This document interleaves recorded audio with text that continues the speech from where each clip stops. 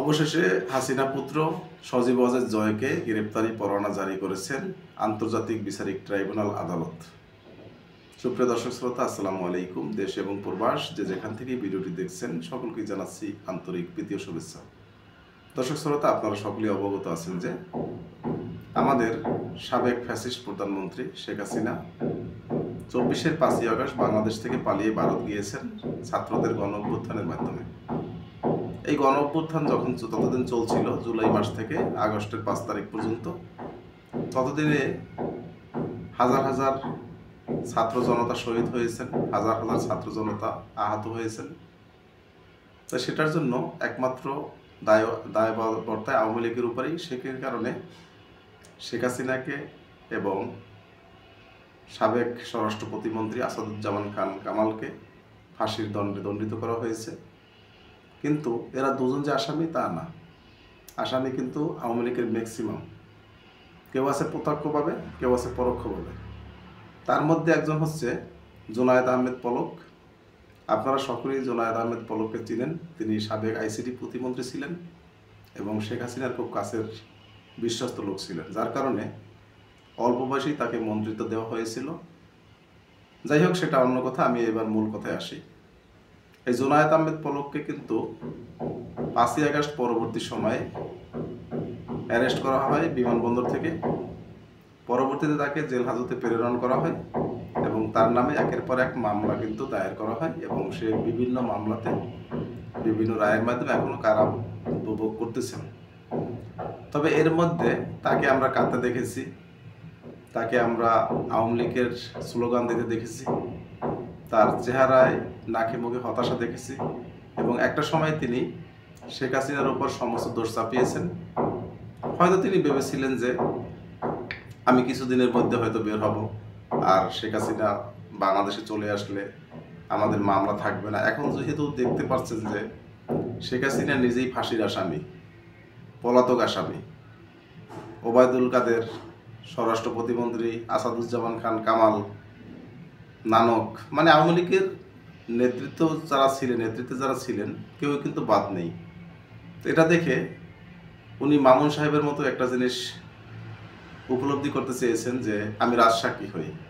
কারণ আপনারা জানেন সাবেক পুলিশের যিনি প্রধান ছিলেন উনি কিন্তু রাজসাক্ষী হয়েছেন, যার কারণে ওনার শাস্তির মাত্রা কমিয়ে ওনাকে কয়েক বছর জেল দিয়েছেন, মানে 5 বছরের জেল হয়েছে। যদি উনি রাজসাক্ষী না হতো তাহলে কিন্তু ওনারও ফাঁসির দণ্ডে দণ্ডিত হতো উনি।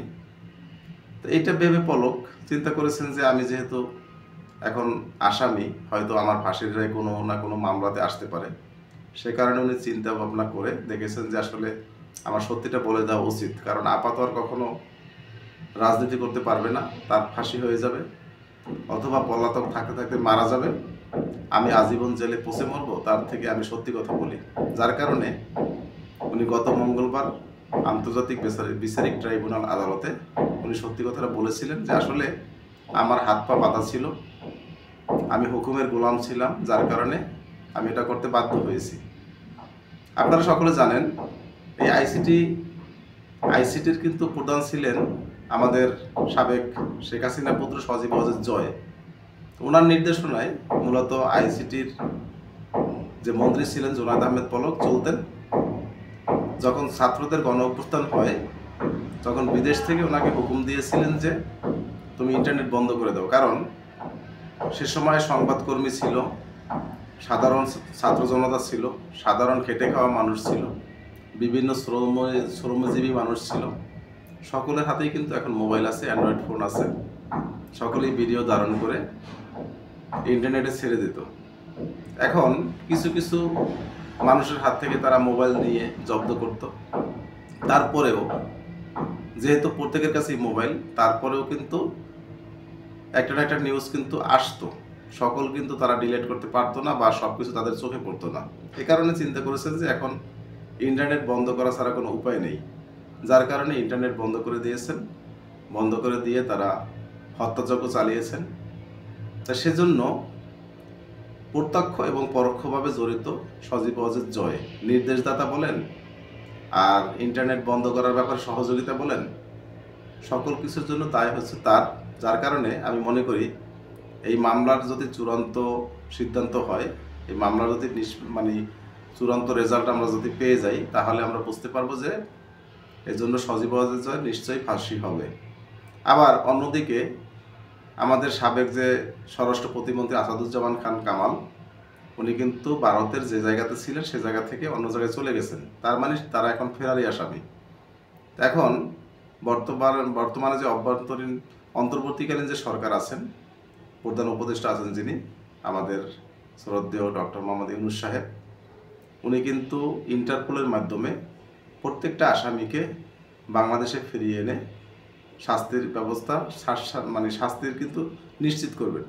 এবং যারা এখন এই আন্তর্জাতিক বিচারিক ট্রাইব্যুনাল আদালতে আছে, আমি মনে করি তারা প্রত্যেকেই দক্ষ এবং সৎ এবং তারা দেশপ্রেমিক, যার কারণে তারা কিন্তু কোনো রায় দিতে দ্বিধাবোধ করছে না এবং এটাকে দ্রুত কার্যকর করার জন্য যতগুলি পদক্ষেপ নেওয়া দরকার সেটাই নেবে।